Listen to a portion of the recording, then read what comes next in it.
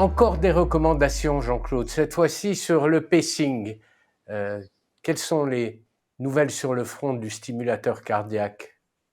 Bah, écoute, Serge, moi j'ai envie de dire que c'est quand même extrêmement important d'avoir de nouvelles recommandations dans le domaine de la stimulation cardiaque. Donc je rappelle que les dernières de l'ESC dataient de 2013, donc là c'est l'intervalle habituel de 8 ans qui a été respecté. Et diapositive suivante, ce qui est intéressant, c'est qu'au cours de ces 8 ans, il s'est passé des choses. Il s'est passé des choses, il y a eu un grand nombre d'innovations. Alors bon, c'est un petit peu résumé sur ce schéma. On voit en particulier apparaître le leadless pacing, la stimulation sans sonde, en bas à droite. On voit apparaître ce qu'on appelle la stimulation ischienne ou la stimulation de la branche gauche, qui est quelque chose de parfaitement nouveau et passionnant. On voit également qu'il y a eu des données nouvelles dans le domaine de la stimulation après implantation d'un TAVI ou bien également dans le domaine de la resynchronisation. Donc c'était vraiment il y avait de la matière pour faire de nouvelles recommandations. On Diapositive peut aller un peu suivante. dans les détails? Ouais, alors on va aller dans les détails si tu veux, justement avec la diapositive qui va nous rappeler que dans le domaine de la resynchronisation, ben, il n'y a pas de scoop. Hein, vous le voyez, c'est Christophe Leclerc d'ailleurs qui les a présentés et qui bon, a très bien présenté les choses, bien sûr, mais a montré cette diapositive où il faisait le parallèle entre 2013 et 2021. Et un. Et vous voyez qu'il y a quelques modifications finalement dans les classes d'indication. Le message, c'est que quand on a un patient qui a une dysfonction ventriculaire gauche et qu'on doit l'appareiller d'un stimulateur et qui doit être stimulé fréquemment dans le ventricule droit, il faut d'emblée penser à la resynchronisation. Par contre, pour faire ce qu'on appelle de l'upgrading, c'est-à-dire aller rajouter une sonde gauche à un patient qui est déjà stimulé dans le ventricule droit parce qu'il dégrade sa fonction VG, il faut y réfléchir à deux fois. On voit ici que pour le bloc gauche, ben, il faut un bloc gauche large, au-delà de 150 millisecondes, il n'y a pas de discussion. Entre 130 et 149, c'est de la classe 2A. Hein. C'est un petit peu ce que ces recommandations ont voulu apporter.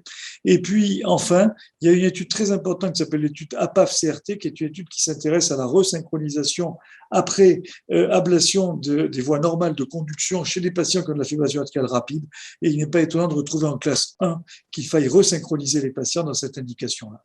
Donc voilà, il n'y a pas de scoop, mais il y a des choses très intéressantes et qui sont alimentées quand même par une littérature qui a été riche ces dernières années dans le domaine de la resynchronisation. On peut peut-être dire que pour une fois, on ne s'est pas chamaillé avec les spécialistes d'insuffisance cardiaque et que les recommandations sont tout à fait concordantes pour ce qui concerne la resynchronisation. Allez. Alors, on Et la continue, stimulation diapositive ischienne? suivante. La stimulation ischienne, donc suivante. D'abord, il y a des documents qui sont très intéressants. Vous voyez ici des électrocardiogrammes qui montrent bien ce qu'on appelle stimulation ischienne sélective, non sélective, etc. Mais diapositive suivante, ce qu'il faudra retenir de ces recommandations européennes, c'est une certaine prudence. Suivante. Vous verrez que la stimulation ischienne est voilà, à des niveaux de recommandation qui sont surtout 2B. Pourquoi? Parce que tout le monde est convaincu que c'est une grande innovation, mais on n'a pas encore les études randomisées qui permettent de donner des classes de recommandation plus élevées. Alors on est peut-être un petit peu plus prudent que les anglo, que les américains, mais il faut accepter pour l'instant, à mon avis, ce niveau de recommandation. Et enfin, je dirais non, mais qu'en est-il de la stimulation après ta vie? On va prendre Alors, l'avis du rythmologue et celui d'Hélène, bien sûr. oui, bien sûr, il faudra prendre l'avis d'Hélène. Alors, peut-être un petit mot d'abord sur la stimulation sans sonde, hein, qui est aussi une des Ah oui, innovations. Bon, elle aussi, on bien. voit qu'elle n'a pas un niveau de recommandation extrêmement élevé. Pourquoi? Ben, tout simplement parce qu'il n'y a pas non plus d'études randomisées.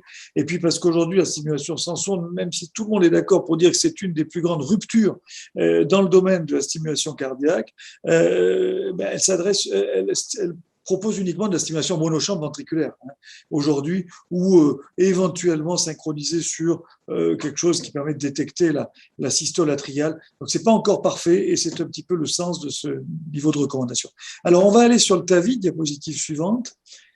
Et je crois que Hélène sera d'accord pour dire qu'il y a quand même des situations après implantation d'un TAVI qui étaient relativement inconfortables. Bien sûr, le cas où le patient a présenté du bloc atrioventriculaire qui persiste, et puis les cas où il y a un bloc gauche, les cas où le QRS s'élargit un petit peu. Et je vous invite vraiment à aller regarder ces recommandations parce qu'on propose dans ces recommandations une réponse à chacune de ces situations. C'est une réponse qui est sensée, qui est basée sur évidemment du consensus d'experts la plupart du temps, mais je crois que ça permettra de résoudre pas mal de problèmes. Hélène. Non, mais tu sais, nous, on demande l'avis du rythmologue.